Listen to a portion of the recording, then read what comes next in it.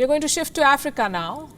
A key election has ended in controversy and heartbreak in Kenya. The country voted for its next president last week. After a lot of delay, the winner was finally declared. Take a look at what happened next.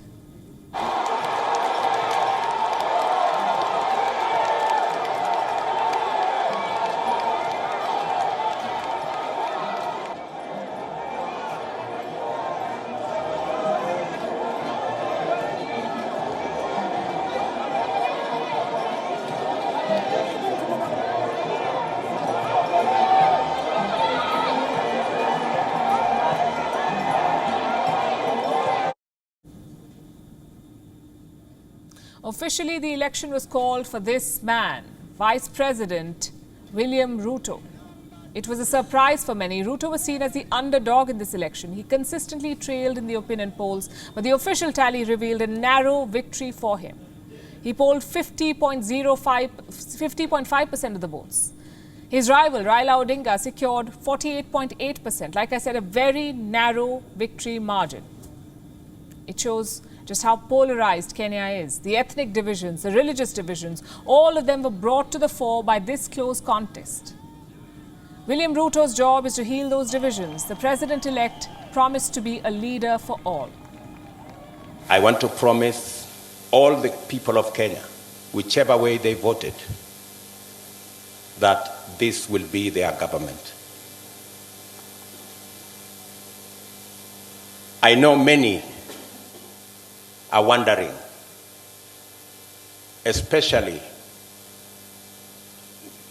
those who have done many things against us. I want to tell them that they have nothing to fear. There is no room. There is nothing. There is no room for vengeance. There is no room for looking back. So William Ruto wants to get on with it. He wants to begin governing. But things are not so straightforward in Kenya. Such close elections inevitably raise questions about the polling. Was it done fairly? Was there any foul play by either camp? And to make matters worse, the election officials are split. You see, Kenya's top poll body has 7 members. Only 3 of them were present in the capital to declare the results. The remaining 4 boycotted it.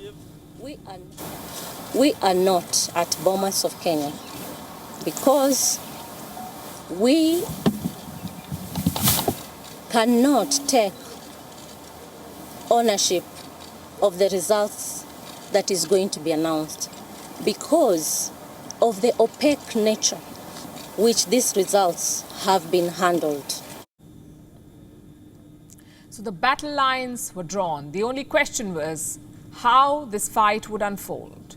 In the past too, Kenya's elections have ended in controversy. In 2007 and 2017, there was violence. Almost 1,500 people were killed in the aftermath of the 2007 election. So the most pressing priority is to avoid a repeat, to resolve the matter peacefully. But in some places, the picture is worrying. Odinga supporters burnt tires in a Nairobi neighborhood. While in the city of Kisumu, they clashed with police officers. Tear gas was used to disperse them. Take a look at this.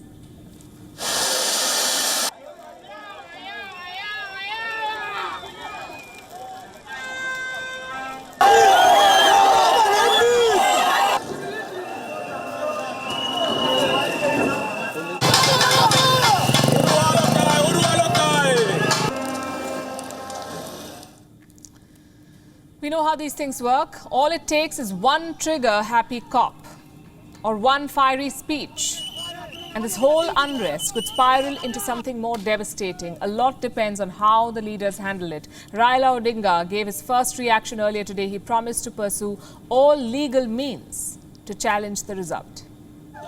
But suffice it to note that we will be pursuing all constitutional and legal options available to us.